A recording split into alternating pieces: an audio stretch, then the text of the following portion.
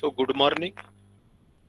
We are into this lecture of inter-basin water transfer or the river linking, and then we will see the interstate river disputes. We know that our country, India, we get huge quantity of the rainfall in our monsoon period from June to October end almost. All over India we get the rainfall, but to some part the rainfall is less or sometimes no precipitation in those areas takes place, and therefore we say that the rainfall is less or scanty. Also, India is so much big country, so much diverse country, that in some part of the country due to the excess precipitation flooding takes place, and due to floods lot of the damages takes place.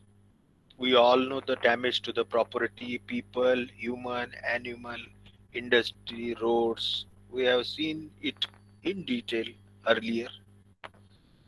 But due to this less or scanty nature of the rainfall in certain areas, drought or famine like situation also arises in some part of the country. Drought or famine, which in our vernacular or local language we call it as a akal, dushkal, which have adverse effect on overall growth of the country. Because if some part gets good rainfall, good uh, for the agriculture purpose, but some part gets damaged due to the flood, some part gets damaged due to the drought or the famine situation. So some part will be developed, other will be undeveloped.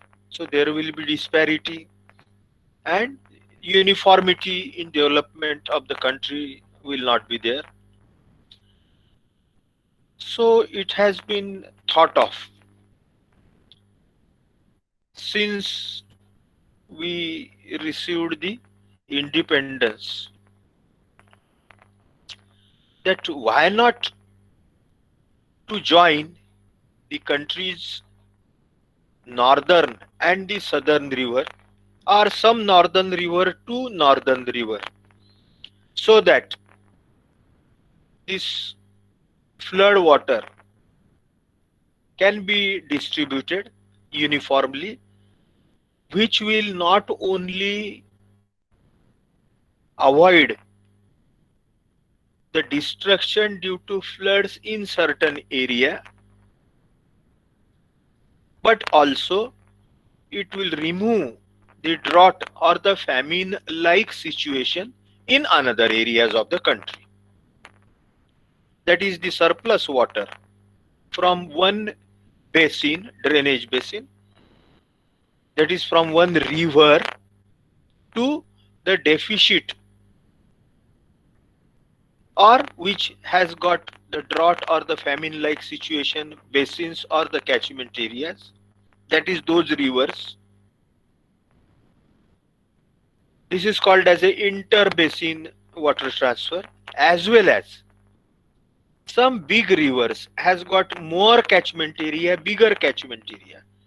Those big rivers contain again a network of small rivers, so that we call it as a intra-basin water transfer. Our country has got numerous water resources in addition to the other natural resources. Okay, other we are so lucky and we should be proud of that, that our India, which has got a geographical area of 328 million hectares, that is seventh largest in the world, our country is. has got a water potential per annum per year as 4 into 10 raised to 6 million meter cube. So this much precipitation or the water we get every year, 4 into 10 raised to 6 million meter cube, or in kilometer cube it can be called as 4,000. Out of this, 1.887 into 10 raised to 6 million meter cube, that is 1887 kilometer cube, flows through the river. Okay, maybe in the form of the water or maybe in the form of the snow. Some part gets converted into the snow into the Himalayan region, as well as some parts may get evaporated, or some part may get percolated, converts into the base flow or the groundwater flow. Out of this 1.887 into 10 raised to 6 million meter cube, 1.033 into 10 raised to 6 million meter cube, that is 1033 kilometer cube, water is utilized. That is, that much water is utilized means by constructing the dams, etc., reservoirs, that water is usually utilized. And the balance, that is about 854 kilometer cube, flows into the sea and ocean, goes west.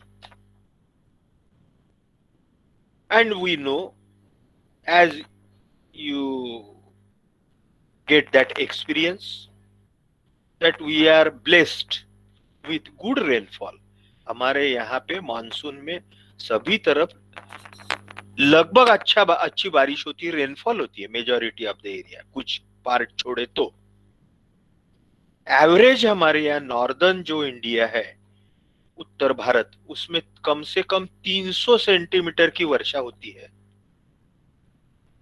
उससे हम मध्य भारत यानी हमारे Vidarbha area में आते हैं, तो हमारे area में भी 100 centimetre to 150 centimetre about rainfall takes place to the southern area also. South से तो मानसून चालू ही होता है, लेकिन कुछ पार्ट जो है, क्योंकि मानसून जाते जाते जैसा वो साउथ टू नॉर्थ ऐसा उसका डायरेक्शन रहती है मानसून विंड्स की, along with the clouds or the vapor. India again has got such a natural wall like the Himalayas, कि वो क्या करता है कि ये सब मानसून विंड को रोकता है, और उसके कारण और बारिश की हमारे यहाँ संभावना और बारिश की क्वांटिटी बढ़ती है। लेकिन थोड़ा सा हम नॉर्थ वेस्ट की तरफ जाते हैं, कि जिसमें आता है हमारा एक राज्य जो है राजस्थान, और उसको लग के है गुजरात। तो इधर कोई ऑब्स्ट्रक्शन ना होने के कारण वो मानसून आगे में पाकिस्तान में बढ़ जाता है, पाकिस्तान की तरफ चले जाता है, और इस एरिया में कम बारिश होती है। गुजरात में तो अच्छी होती है, लेकिन राजस्थान में कम होती है, तो वहां 15 centimetre on an average rainfall takes place. So as I have told you that in 1947, our first irrigation minister, Mr. Rao, he was also a civil engineer, water resources engineer.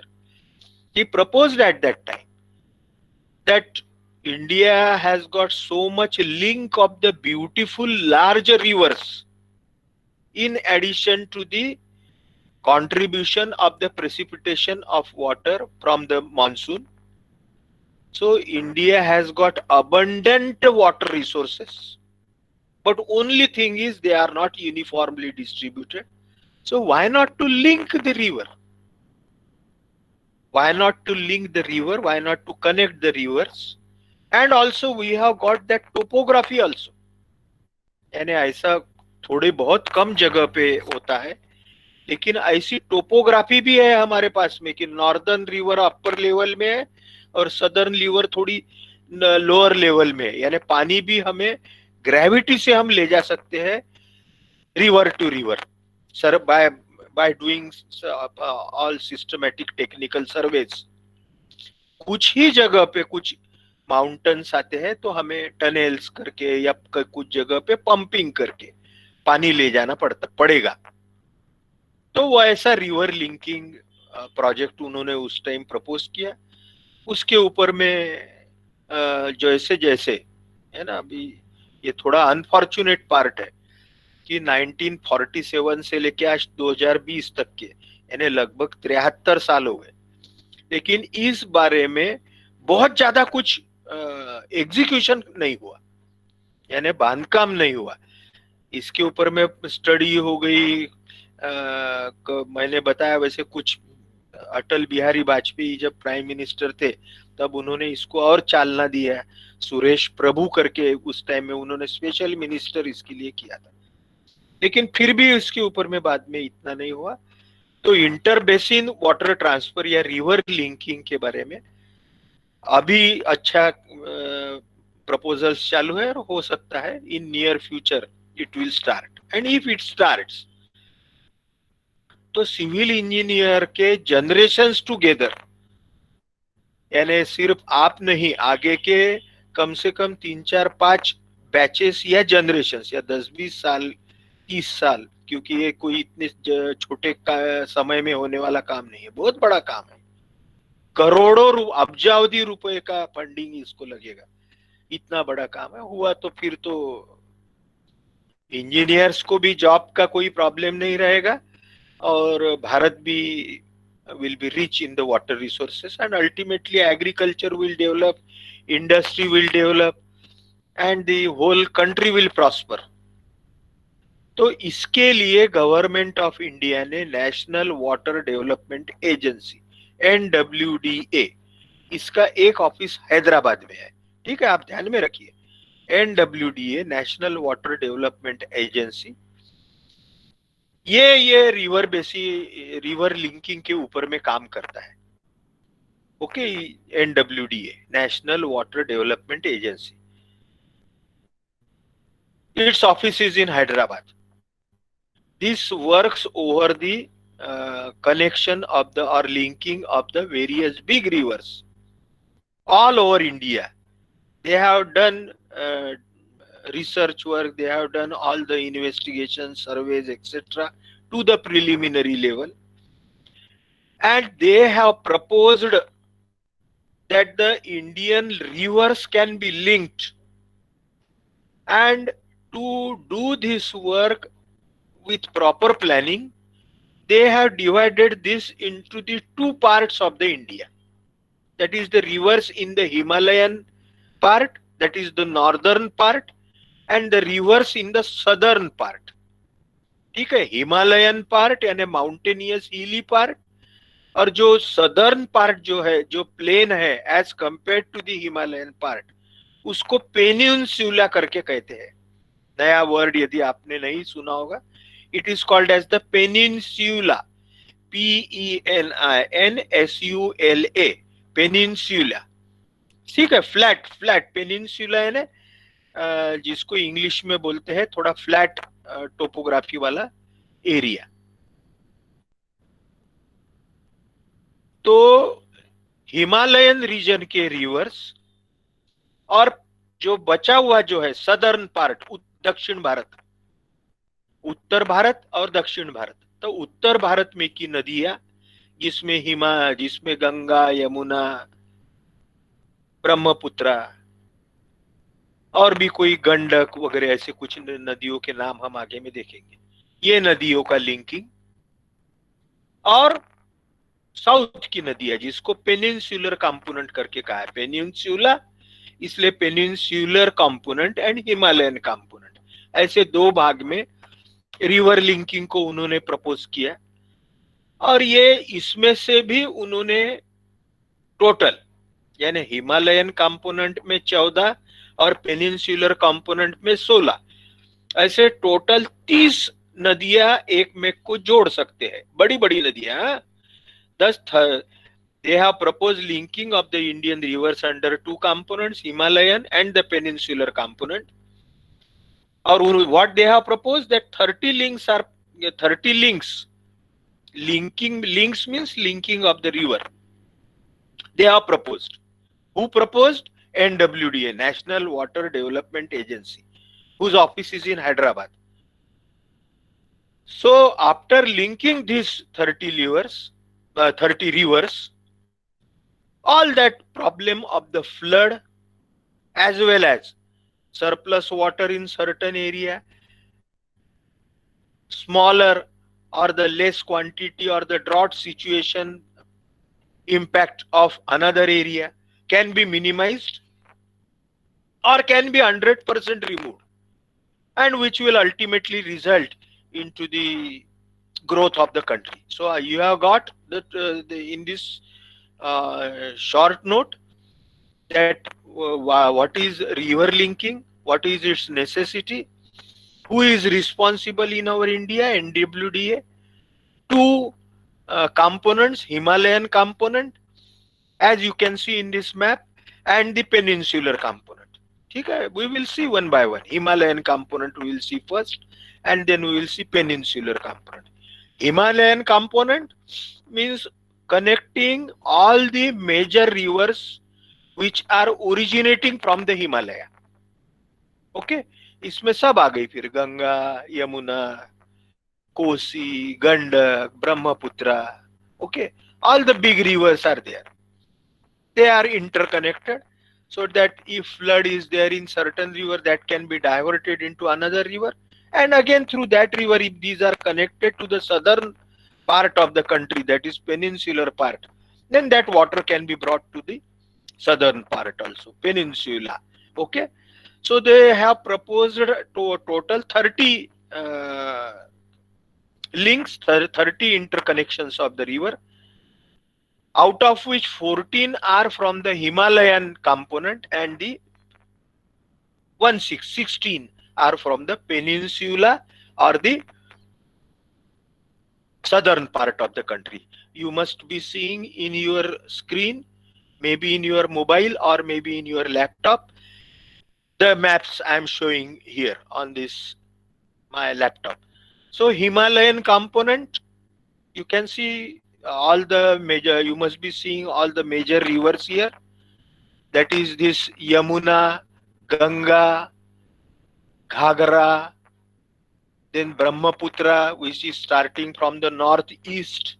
Okay, and by the red line shows the river linking or linking canals, and the rivers are shown in the blue lines. All the major rivers, Chambal, Betwa, Ken, Son, and Ghagra, Gomti, all these rivers, somewhere Gandak river is there. ठीक है, तो ये सब नदियों को जोड़ने का, और जो 14 जो है वो 14 के नाम यहाँ पे, Kosi to Mechi, Kosi to Ghaghara, Gandak Ganga, Ghaghara Yamuna, Sharda Yamuna, Yamuna Rajasthan, etcetera etcetera, all this. Okay, you in your short note you cannot recollect the name of all these link, लेकिन हर इसमें दो तीन तो आप जरूर ध्यान में रख सकते हैं, और मेनली ये ध्यान में रख सकते हैं कि भाई हिमालयन में 14 links are there. So Himalayan river development component में construction of the storage reserves on main Ganga Brahmaputra river, इनके ऊपर में बड़े बड़े डैम बनाएंगे, और फिर और उनकी कुछ ट्रिब्यूटरीज है ना, हमारे यहाँ जैसे हमारा प्रीतेश है, तो he is from the Bihar, तो बिहार में जो बड़ी बड़ी नदियां आती है वो उनका ओरिजिन मैक्सिमम नेपाल में रहता है, तो वो नेपाल में भी हम एक with our alliance with Nepal, we construct the dam in the Nepal, and that water is stored and that water can be diverted to the rivers in our northern part of the India, that is the other river like the Gandak, Ghagra, etc. Okay, so the rivers from the Himalaya in Indian part, Ganga, Brahmaputra, Yamuna, etc., and some rivers which originate from the Nepal, uske bhi upar mein. So links will transfer surplus flows of the Kosi, Gandak, Ghagra to the west. In addition, Brahmaputra Ganga link is also proposed there, which will give the excess water in the dry season. है ना। Summer में कैसा है, गंगा नदी है 12 महीने बहती है, ब्रह्मपुत्र तो बरसात में बहती है। तो गंगा नदी को धूपकाले में हिमालय में का बर्फ पिघलने के कारण गंगा नदी को धूपकाले में भी फ्लड जैसा सिचुएशन रहता है। तो वहां का पानी ब्रह्मपुत्र यानी कि eastern part of the India जो है वहां शिफ्ट कर सकते हैं, ऐसा एक प्रपोजल है। So in this way interlinking of the Ganga Yamuna is also proposed, which will transfer the water to the drought prone areas of the Haryana, Rajasthan and Gujarat. The 14 links we have seen already, Kosi, Mechi, all these Kosi, Ghagra, Gandak, Ganga, etc. All you can कुछ आप ध्यान में रख सकते हैं और इसका आपको एग्जाम में लिखना है, लेकिन 14 नंबर आपको ध्यान में रखना है, ठीक है। ये हिमालयन कंपोनेंट हो गया। With the proposal, about 14 million hectare meter of additional water will be available. ये प्रपोजल के कारण इतना ज्यादा का पानी जो बह के जा रहा है समंदर में, that is available from this river system, which will irrigate 22 million hectares in the Ganga Brahmaputra basin apart from Haryana, Punjab, Rajasthan and Gujarat.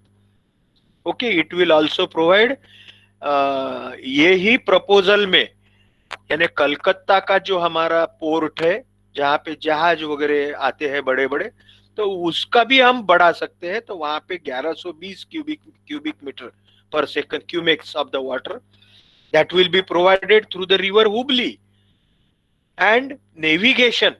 यानी आप सबको पता होगा वो कलकत्ता में गंगा की एक ब्रांच है जिसका नाम है हुबली रिवर, है ना। तो वो हुबली रिवर में से भी नेविगेशन, उसमें से ट्रैफिक आज भी होता है, लेकिन पानी बढ़ेगा तो ये और ज्यादा इस पे कर सकेंगे, because water route is the shortest route other than the road route, ठीक है। तो navigation through water will also be benefited, it will also get boost. Flood moderation in Ganga Brahmaputra river का फ्लड कंट्रोल कर सकेंगे। Himalayan component will not only benefit India but also to the Nepal, Bangladesh, ठीक है। तो ये over and all these are the benefits of the interconnecting of the rivers of Himalayan part. अब दूसरे part में आते हैं peninsular rivers development component. Peninsula यानी इंडिया का सदर्न पार्ट, जिसको फ्लैट बोलेंगे as compare to the northern part, Himalayan और the hilly area, mountainous area, तो इसलिए उसको पेनिनसुला करके कहते हैं इंग्लिश में, ठीक है। पेनिनसुलर क्योंकि हमारे नॉर्दर्न सदर्न पार्ट में भी बहुत बड़ी बड़ी नदियां है। हमारा भारत इतना नदियों से जो भरा हुआ है, पानी हमारे यहाँ कोई कम नहीं है, क्योंकि बारिश ही अच्छी आती है इसलिए तो नदियां है। तो हमारे सदर्न पार्ट में जैसी बड़ी नदी है, जैसे आप बोलेंगे महानंदी है, गोदावरी है, कृष्णा है, पेन्नार है, कावेरी है। हमारे विदर्भ में बहुत बड़ी नदी वैनगंगा है, वर्धा है, पैनगंगा है, ओके। और again the numerous rivers are there, those are of the bigger sizes, they have got large discharges.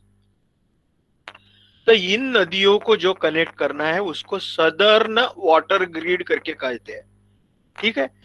The peninsular scheme was envisaged to provide additional irrigation benefits of over 13 million hectare. So ये जो peninsula component है ये भी 4 part में है। इसमें diversion of the surplus flow of Mahanadi, it is from the Odisha, and the Godavari. Godavari, as you all know, it originates from the Trimbakeshwar, which is near Nashik, Maharashtra. Godavari के ऊपर में हमारे महाराष्ट्र में सबसे बड़ा धरण कहाँ है मालूम है क्या आपको? It is in Jayakwadi near Aurangabad, ठीक है। तो diversion of the surplus flow of Mahanadi and Godavari to Krishna, Pennar, Kaveri and Vaigai, ठीक है। आज भी हमारे यहाँ पे बहुत सारा काम महाराष्ट्र में, जिसको इंट्रा बेसिन बोलेंगे, तो the work is going on of transferring water from Godavari to Krishna. या कहीं कभी कभी क्या होता है कि कृष्णा रिवर को कोयना रिवर आके मिलती है, पेपर में पढ़ते होंगे, और बरसात में वो ये कृष्णा को बहुत फ्लड आता है, और फ्लड के कारण सांगली कोल्हापुर वगैरह जो एरिया है वो पूरे सबमर्ज हो जाते हैं, डैमेजेस होते हैं वहां पे। तो ये कृष्णा का भी पानी can be diverted to Godavari, such tunnel works are going on और some are completed. So this is the diversion of surplus flow of water from Mahanadi to Godavari to Krishna, Pennar, Kaveri and Vaigai.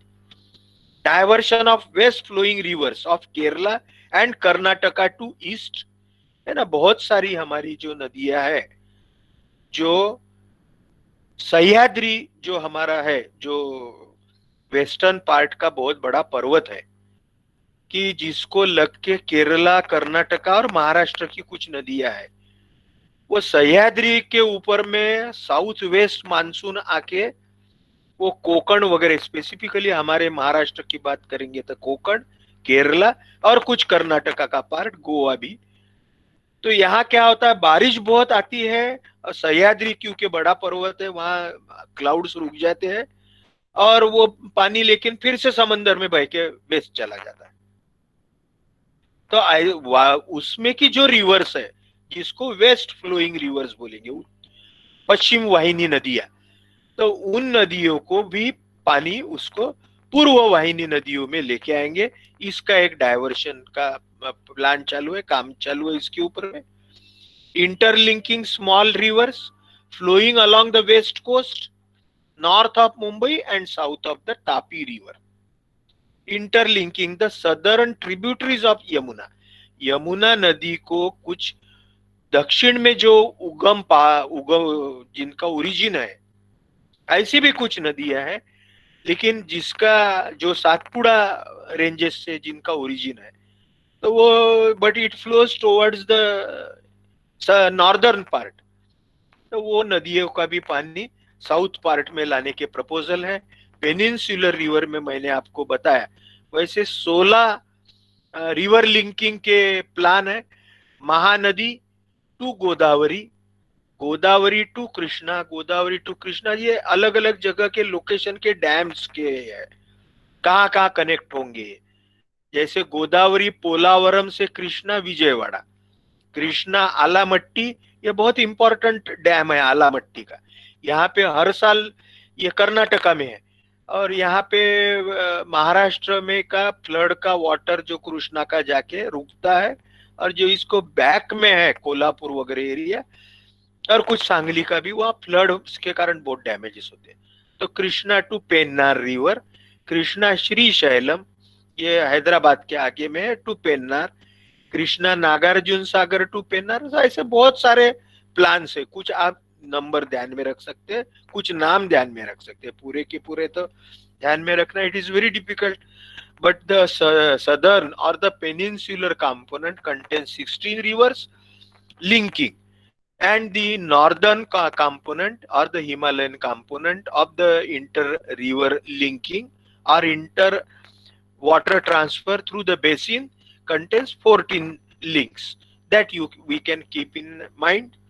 The peninsular component interlinking of the river has 13 major water storage diversion works situated in 4 basins, 3 non-storage structures. ये बहुत सारे अभी projects के नाम हैं, Dowleswaram barrage, Prakasam barrage, grand anicut storage, Narayanpur कैटर, इंचमपल्ली ये हमारे महाराष्ट्र में है, अलमाटी ये कर्नाटक में, नागार्जुन सागर, कृष्ण सागर, Mettur विल्सर, both irrigation and power.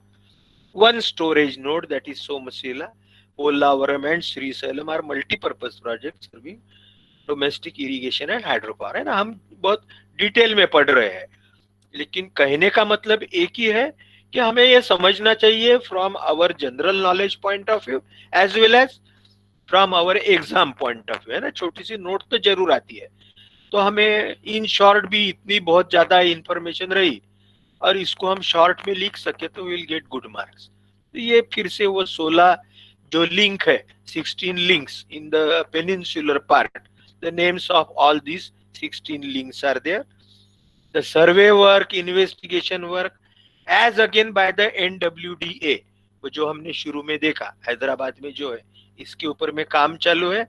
हमारे महाराष्ट्र में भी कर रहे हैं। मैंने जैसे बताया कि वाटर रिसोर्सेज डिपार्टमेंट याला जल संसाधन विभाग महाराष्ट्र का जो है, सिंचाई विभाग, वो इसके ऊपर महाराष्ट्र में की जो रिवर लिंकिंग है उसके ऊपर काम कर रहा है। ठीक है, तो ये इन नटशेल ये पूरे भारत का नक्शा है।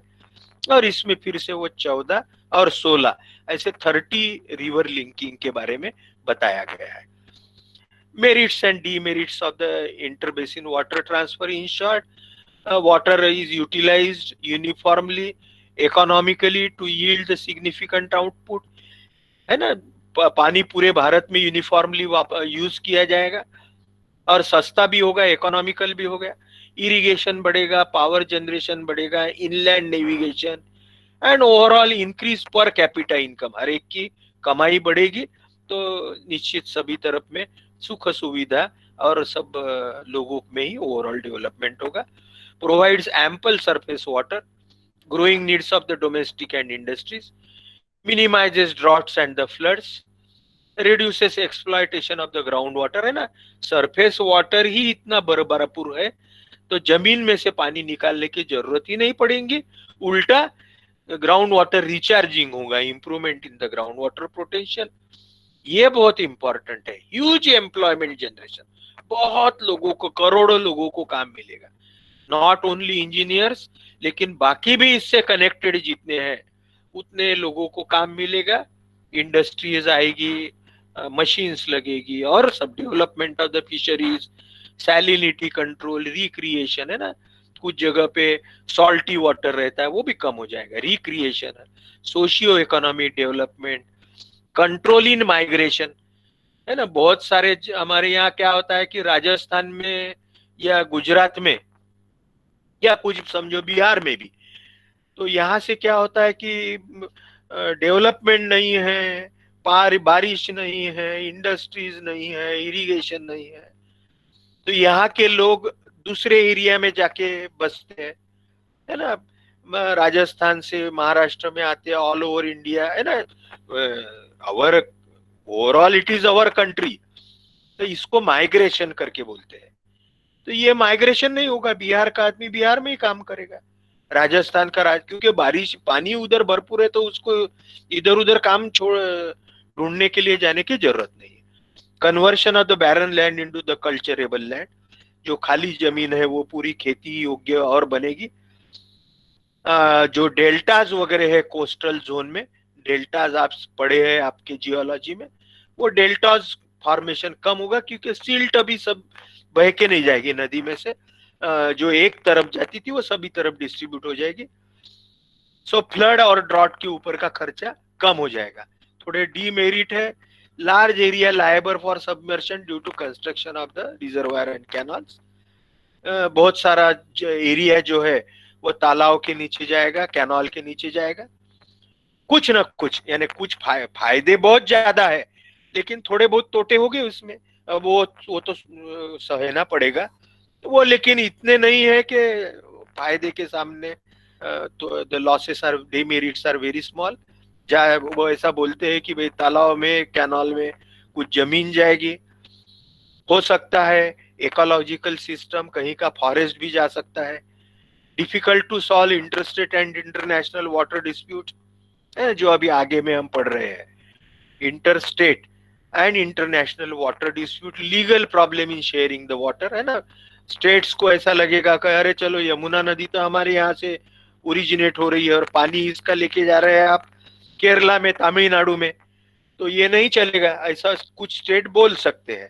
तो लेकिन फिर और सेंट्रल गवर्नमेंट है, इसके ऊपर कायदे क्या है हम आगे के 15 मिनट में देखेंगे।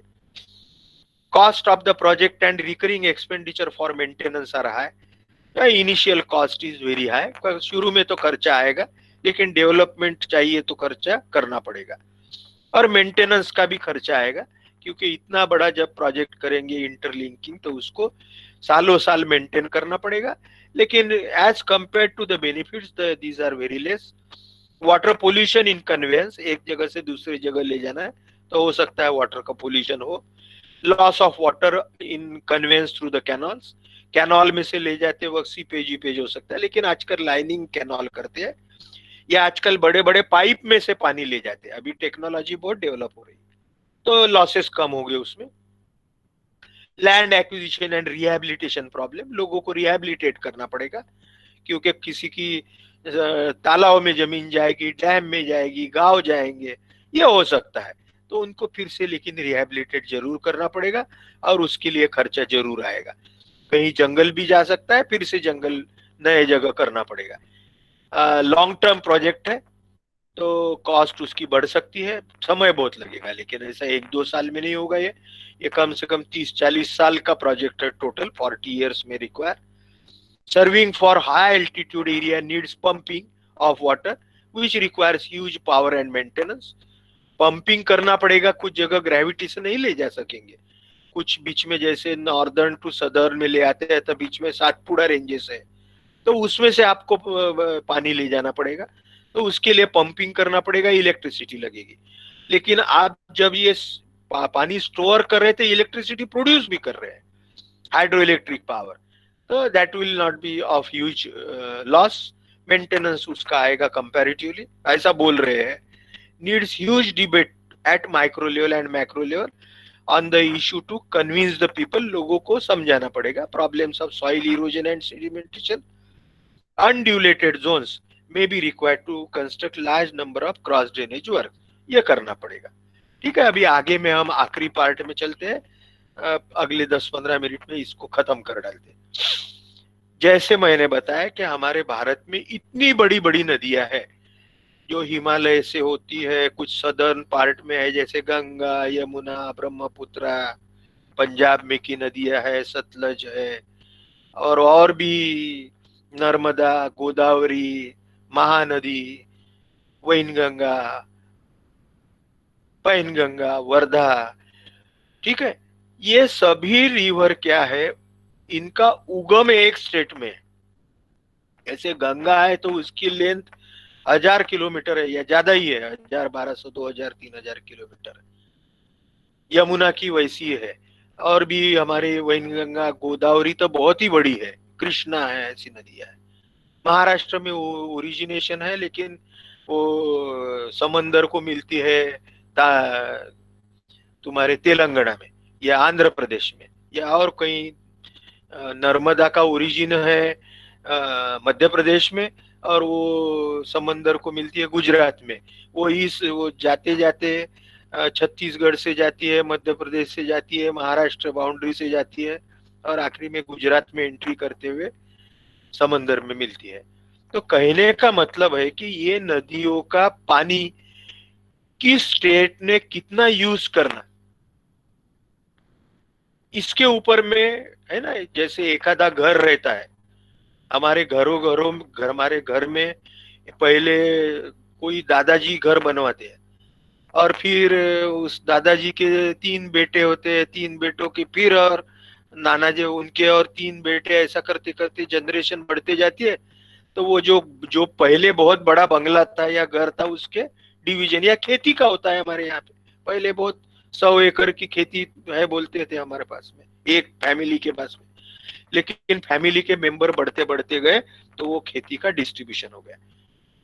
तो वैसा ही नदी के पानी के बारे में भी है, कि वो नदी इतने स्टेट्स में से बहती है, तो हर एक स्टेट को वो बोलती है हमारे स्टेट में से बह रही है, तो हमें हमारा हिस्सा चाहिए। वो ओरिजिनल जिसके स्टेट से ओरिजिनेट होती है, वो बोलते हैं मुझे मेरा पानी बहुत इंपॉर्टेंट है ना, आज water is very important. So therefore after independence, Bharat को स्वतंत्रता मिलने के बाद में, ये inter river dispute between the inter state, Maharashtra Madhya Pradesh, Maharashtra Gujarat, Maharashtra Chhattisgarh, Maharashtra Telangana, है ना, क्योंकि हमारी गोदावरी नदी महाराष्ट्र से निकलती है तो तेलंगाना से जाती है। तो कहने का मतलब ये वाटर शेयरिंग के बारे में झगड़ा होने लगा, डिस्प्यूट होने लगा, और हर एक स्टेट का मुझे इतना हिस्सा चाहिए करके ये रिक्वायरमेंट बढ़ी। लेकिन फिर से आपको ये एक बहुत अच्छी बात आपको नेक्स्ट बताता हूँ, है ना। हम हमारी जो घटना है, हमारे जो संविधान जिसको बोलते हैं वो बहुत अच्छा है। All over the world our संविधान, आप सबको मालूम है किसने हमारे संविधान करता कौन है और उन्होंने कितने सोच के ये संविधान बनाया है। कि ये सब सोचते हुए उसी टाइम में उन्होंने आर्टिकल 262 ऑफ द कॉन्स्टिट्यूशन, ठीक है, आपको मालूम है ना संविधान करते हेड हमारे डॉक्टर आम्बेडकर, बाबा साहब आम्बेडकर जी थे और बाकी भी उसमें मेंबर थे। लेकिन उस समय ये सब फ्यूचर में झगड़े होंगे ये सोच के उन्होंने संविधान में उन्होंने एक आर्टिकल डाला जिसको 262 करके है। उसमें उन्होंने पार्लियामेंट जो है हमारी जो लोकसभा और राज्यसभा, मेनली लोकसभा, पार्लियामेंट को इसके लिए कायदा पास करने को बोला कि भाई ये जो वाटर डिस्ट्रीब्यूशन होगा या डिस्प्यूट होगा आगे में, पार्लियामेंट में by law provide for the adjudication of any dispute और complaint with respect to use, distribution or control of the water of or any interstate river or river valley। तो इसके लिए पार्लियामेंट ने हमारे कॉन्स्टिट्यूशन के अनुसार 1956 में 1957 as per the constitution laid down by our constitution maker, constitution writer, as per article 262 they have, our constitution has empowered our parliament to pass a law so as to solve this dispute। और उस हिसाब से 1956 में parliament में एक कायदा निकाला, कायदा बनाया, interstate river water dispute act 1956। हाँ, छोटी सी नोट आती है इसके ऊपर में, और इतनी बड़ी आपको बैकग्राउंड मैंने समझा दिया। तो आपको ख्याल में क्या रखना है, article 262 of the constitution and the interstate water disputes act 1956। As per this act ऐसा कायदा पास किया गया। As per this act it has been decided और it has been given by the law कि यदि ऐसा कभी डिस्प्यूट आता है, if in future if there comes any dispute of the distribution of water between any 2 states, 3 states, 4 states, है ना, एक आधी नदी 4 स्टेट में से बहती है और भी हो सकता है, तो उसके लिए ये जो घटने का article 262 and interstate water disputes act 1957, it has been decided if such dispute occurs in future, तो उसके लिए एक ट्राइब्यूनल बनाएगा हमारा संसद, हमारी लोकसभा और राज्यसभा। ट्राइब्यूनल है ना, जिसको बोलेंगे इसमें के लीगल एक्सपर्ट, कुछ होशियार लोग, कुछ हमारे जैसे इंजीनियर, वाटर रिसोर्सेस इंजीनियर, उसको ट्राइब्यूनल बोलेंगे। पहले तो ट्राइब्यूनल का मतलब 3 लोग जिसमें बैठेंगे, ऐसे ट्राइब्यूनल करके था, लेकिन तीनों से ज्यादा, और वो बैठ के, लेकिन इसका formation as per this inter act से होगा। तो वो इसके जो डिसीजन है, जो ये ट्राइब्यूनल डिसीजन लेगा ये पानी वाटप के बारे में, तो वो फाइनल रहेगा।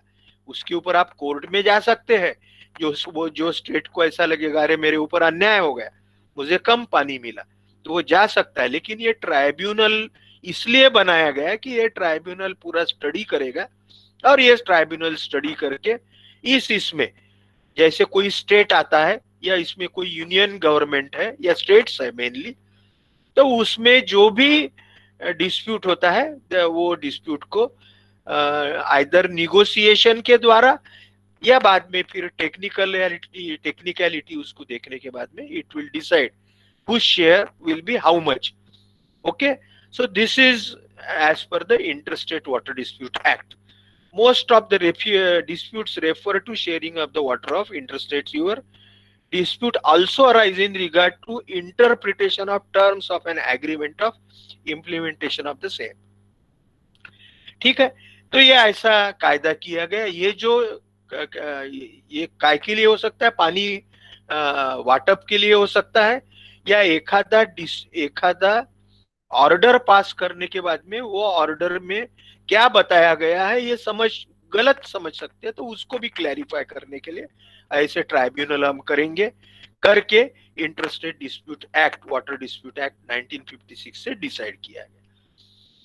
तो ये वो जो एक्ट है जो कॉन्स्टिट्यूशन का पार्ट है, उसके कुछ क्लॉजेस है ना, उसके क्लॉजेस 17.4.05, 17.5.1 एक्सेट्रा क्लॉजेस है ना, उसमें के उन्होंने क्या क्या लिखा है, क्या क्या डायरेक्शन दिया है, उस हिसाब से कुछ ट्राइब्यूनल्स जो फॉर्म किए गए, वो नर्मदा ट्राइब्यूनल, मैंने बताया ना, नर्मदा 3-4 स्टेट में से बहती है, कृष्णा ट्राइब्यूनल, गोदावरी ट्राइब्यूनल। और ये ट्राइब्यूनल फॉर्म करने के बाद ये डिसीजन लेते हैं कि भाई कौन से स्टेट का कितना वाटर शेयरिंग है, वो पूरा स्टडी करते हैं, पूरा hydrology, geography, water requirement, water quantity, है ना। आपको मैं बताता हूँ आपके नॉलेज के लिए, जैसे पैसे हम बचाते हैं बैंक में और पैसे को खर्चा करते हैं, तो वैसे ही not only in Maharashtra level but all India level also, हर रिवर का कितना पानी, यानी बरसात का पानी पकड़, जैसे एनुअल अभी हमने देखा भारत में कितनी वाटर रिसोर्सेस है, वैसे हर रिवर का भी क्वांटिटी रहती है और उस हिसाब से उसका वाटर डिस्ट्रीब्यूशन होता है ना। अभी बहुत डिटेल में नहीं जाते हैं। तो उसका ही एक 17.5.01 जो सब क्लॉज है, तो उसने irrigation commission has recommend establishment of national water resources council as a policy making apex body with adequate technical support. फिर इन्होंने एक इरिगेशन कमीशन बैठा होकर के बोला, और उस हिसाब से पूरे भारत में, क्योंकि ये और नदियों में डिस्प्यूट आ सकता है, तो उसके लिए पहले से ही जो कुछ गाइडलाइंस हम बनाए जाए, तो इसमें का 17.6.01 है। Okay, it also relates to again the distribution of the water through various states। ठीक है, इसके कुछ रिकमेंडेशंस है, वो 17.6.02 में है, interstate water dispute act should be amended to empower the union government to appoint the tribunal once an application under, ऐसे करने के बाद में इसके जो भी डिसीजन आएंगे that is mandatory to all the states.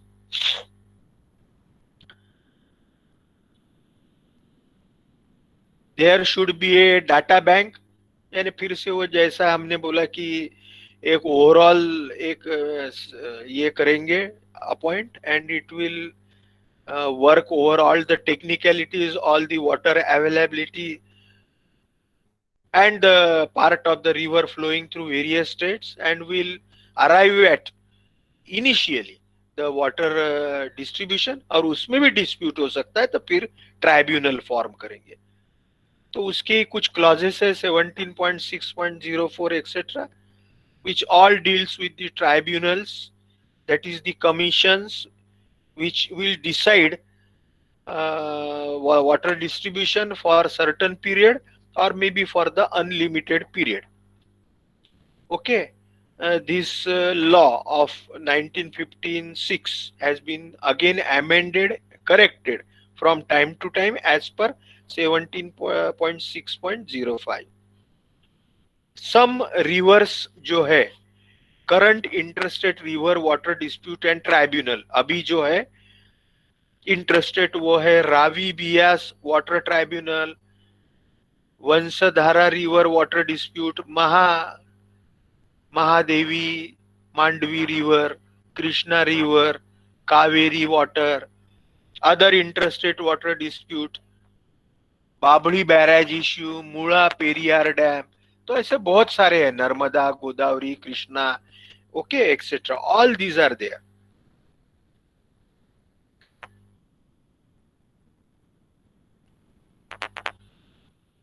So